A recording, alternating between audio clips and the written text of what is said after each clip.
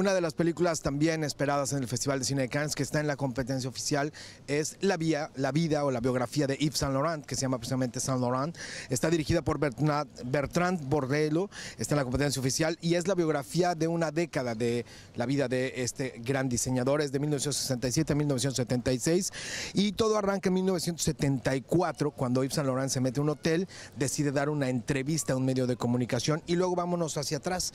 El director durante toda la película hace un flashback, un ir y venir en el tiempo para enseñarnos algunos de los momentos más interesantes de la vida de Saint Laurent.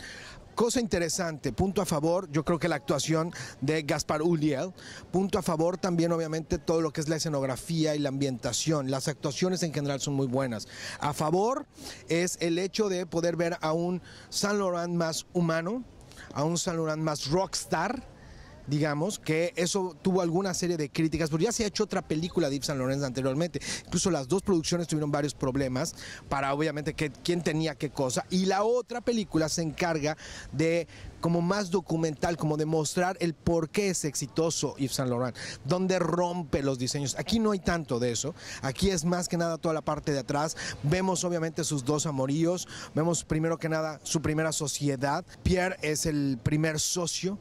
Muy interesante la sociedad y lo que se muestra, y luego Jacques de Bachelier, lo que es Louis Garrel, también extraordinarios. La película, como les estoy diciendo, pasa por todo este periodo de juventud, luego el periodo de la parte hippie, el alucine, la fotografía al desnudo, las colecciones importantes, pero sobre todo también la parte de la decadencia en las drogas como una buena biografía, la decadencia del personaje, aunque no es de que tocar a fondo, y luego obviamente el resurgimiento. En la parte final incluso vemos a un Saint Laurent ya viejo, combinado con una última colección. Yo creo que cinematográficamente es muy buena, incluso hay una secuencia extraordinaria en donde está la colección de uno de los años, en donde se divide la pantalla, vemos lo que está ocurriendo en el mundo y por el otro lado vemos las colecciones que Yves Saint Laurent está sacando obviamente en esos momentos.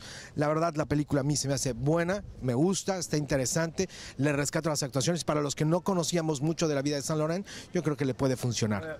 There's a new generation of young guys, of young audience, who doesn't know really well who was Yves Saint Laurent. Who better person than tell you who was Yves Saint Laurent? Well, it's really hard to tell who was Yves Saint Laurent.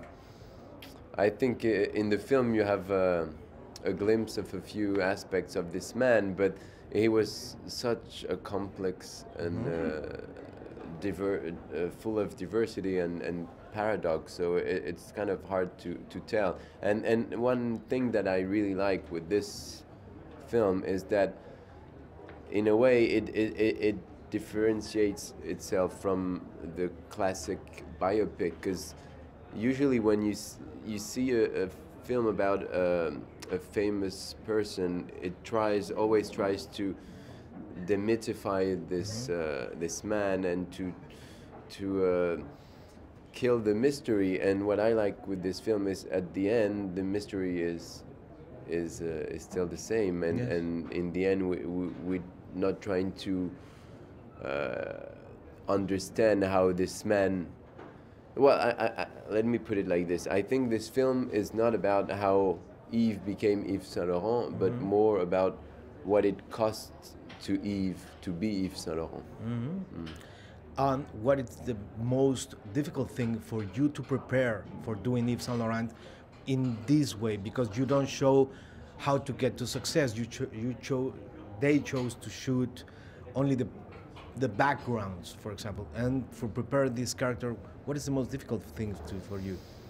Well, I knew there would be a lot of expectations about this character, and you know, so you have to keep in mind that people have different ideas of the same character, and so in a way you have to work and give something to the audience, keeping this aspect in mind, and so the most tricky part for me was to try to get a unity in all the information I had about Yves Saint Laurent, because obviously I read a lot of things and tried to document myself as most as possible, And then I had to sum up all of this and to make it mine, to then find a real freedom and to create my Yves Saint Laurent. And one really important aspect was to recenter all of this within the script that I had, because in the end it is a fiction, a movie of fiction, and it's just a character that evolves in a script that I had, in a story. So yeah, the idea was to take a distance with all the information I had about the character and his real aspects of his real life, and then try to create something different and new and as a fictional character. How it was to work with the voice? He has a special voice. Yeah, but it's strange because for me, this was maybe the last thing I found. Really? And yeah, I know that Pierre Ninet, because I read a few interviews, the actor who did the other Yves Saint Laurent in the other project, I think for him it was the first aspect he worked on.